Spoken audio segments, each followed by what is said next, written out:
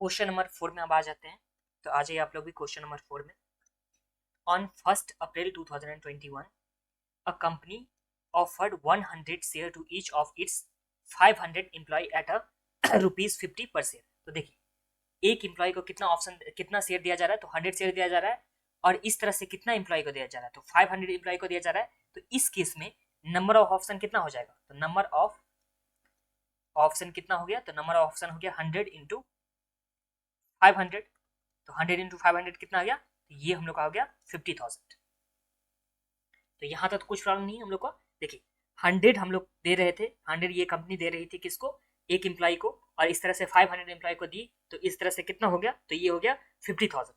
अब यहाँ पे क्या है, ये हम लोग का जो दे रखा है ₹50, तो ये हम लोग का क्या दे रखा हुआ है, तो ये दे रखा हुआ है एक्सरसाइजिंग प्राइस।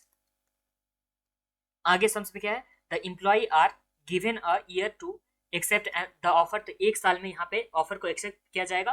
तो ये हो गया हम लोग का क्या, तो एक्सरसाइजिंग पीरियड कितने हो गया, तो एक्सरसाइजिंग पीरियड हम लोग का हो गया 1 ईयर का।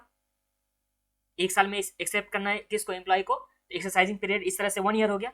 अब जब आगे बढ़ते हैं सम्स में, तो क्या दे रखा है, the share issued under the plan shall be subjected to lock in on transfer of 3 year from the date of from the grant date. तो ग्रांट डेट से जिस दिन यहाँ पे ग्रांट किया जा रहा है, ये 50,000 शेयर ग्रांट किया जा रहा है जिस दिन, उस दिन यहाँ पे लॉक इन पीरियड लगा दिया गया कि 3 साल तक यहाँ पे शेयर को नहीं बेच सकता है। लॉक इन पीरियड 3 साल का है। फिर आगे the market price of the share of the company on the grant date is ₹60। तो यहाँ पे मार्केट प्राइस कितना दे रखा है, ग्रांट डेट में 60 दे रखा हुआ है। Due to post vesting restriction on transfer the fair value of the share issued under the plan is estimated at ₹50 per share. तो यहाँ पे फेयर वैल्यू हम लोग को 56 दे रखा है। कब, यहाँ पे ग्रांट डेट के बाद दे रखा हुआ है। क्यों, क्योंकि यहाँ पे पोस्ट वेस्टिंग रिस्ट्रिक्शन दे रखा हुआ है। तो इस केस में हम लोग को देखिए दो हो गया, एक हो गया मार्केट प्राइस हो गया 60, एक हो गया फेयर वैल्यू 56। तो हम लोग को हमेशा क्या लेना है, तो हम लोग को हमेशा सम्स में फेयर वैल्यू लेना है। तो यहाँ पे हम लोग 56 को लेकर के सम्स में आगे बढ़ेंगे। आगे क्या दे रखा है सम्स में, on 31 March 2012 400 employ accept the offer and paid 50 per share purchase. Nominal value of each share is ₹10. Record the issue of share in the books of company under the aforesaid plan। तो इस तरह से हम लोग को ये sums में क्या बनाना है, तो हम लोग को जनरल एंट्री बनाना है। तो आ जाइए कॉपी में क्वेश्चन नंबर 4 में।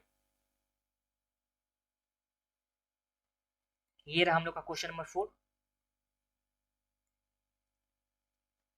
क्वेश्चन नंबर 4 में सबसे पहले ग्रांट डेट दे रखा हुआ है। इस डेट को सबसे पहले क्या दे रखा हुआ है, तो यहाँ पे मार्केट प्राइस दे रखा हुआ था।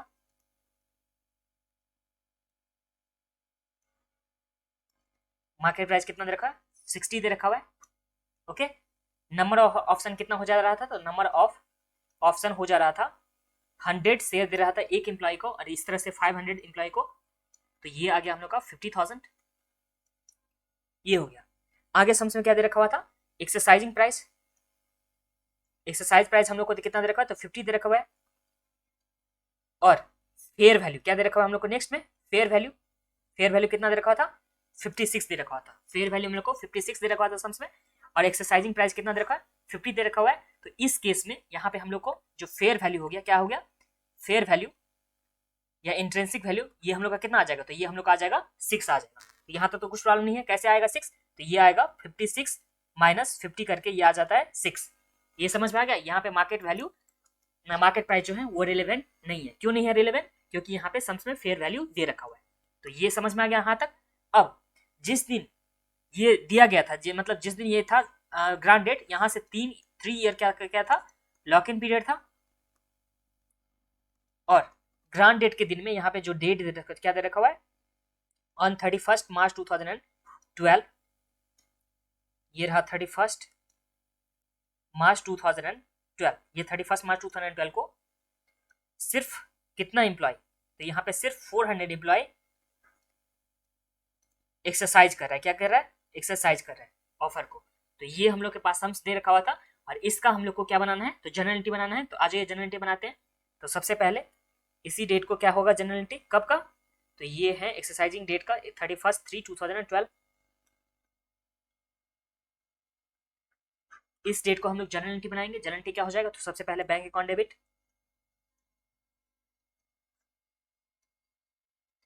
बैंक अकाउंट में कितना आ जाएगा, तो यहाँ एक्सरसाइजिंग प्राइस हम लोग को दे रखा है 50 दे रखा हुआ है, और नंबर ऑफ ऑप्शन कितना है, तो 400 इम्प्लॉय, और एक एम्प्लॉय को कितना दिया जा रहा था, तो 100 दिया जा रहा था, तो एक एम्प्लॉय को 100 हो गया, क्योंकि देखिए एक्सरसाइज हो रहा है सिर्फ 400 शेयर, 400 इम्प्लॉय एक्सरसाइज कर रहा है, तो इसलिए यहाँ पे 400 इंटू एक एम्प्लॉय को 100 ऑप्शन दिया जा रहा था, एक 100 शेयर दिया जा रहा था, इसलिए हम लोग 100 से मल्टीप्लाई किए, एंड उसके बाद एक एम्प्लॉय कितना पे कर रहा है, कितना में एक्सरसाइज कर रहा है, तो यहाँ पे 50 में एक्सरसाइज कर रहा है, तो इंटू क्या हो गया, 50 हो गया। उसके बाद हम लोग क्या करेंगे, यहाँ एम्प्लॉय कंपनसेशन एक्सपेंस अकाउंट, क्योंकि हम लोग ऑटो स्टैंडिंग अकाउंट तो बना नहीं रहे, एक्सपेंस अकाउंट हो जाएगा, इसमें कितना आ जाएगा, तो यहाँ पे 400 इंटू 100, और यहाँ हम लोग फेयर वैल्यू से मल्टीप्लाई करेंगे, जो फेयर वैल्यू कितना निकला है, तो फेयर वैल्यू हम लोग का कितना निकला है, 6 निकला है, और ये हमेशा हम लोग को फेयर वैल्यू लेना है सम्स में, जब भी मार्केट प्राइस दे रखा होगा और फेयर वैल्यू दे रखा होगा, तो हम लोग को हमेशा लेना है फेयर वैल्यू। ओके, तो ये हो गया हम लोग का एम्प्लॉय कंपनसेशन एक्सपेंस। 2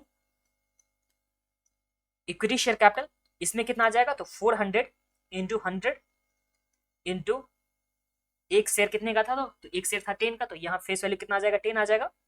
और 2 सिक्योरिटी प्रीमियम, तो सिक्योरिटी प्रीमियम में 400 इंटू 100 तो रहेगा ही, और 56 का था फेयर वैल्यू, जिसमें से 10 क्या हो गया, तो 10 हो गया हम लोग का इक्विटी शेयर का फेस वैल्यू हो गया, तो इस तरह से 46 का आ जाएगा, तो 46 आ जाएगा प्रीमियम, और इसे सॉल्व कीजिए कितना आता है, तो ये आ गया हम लोग का 400 इंटू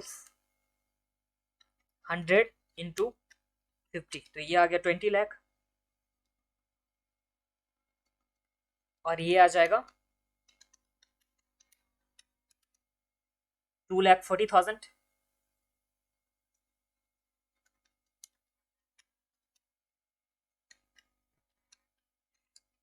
ये हो गया 4 लाख, एंड ये हो जाएगा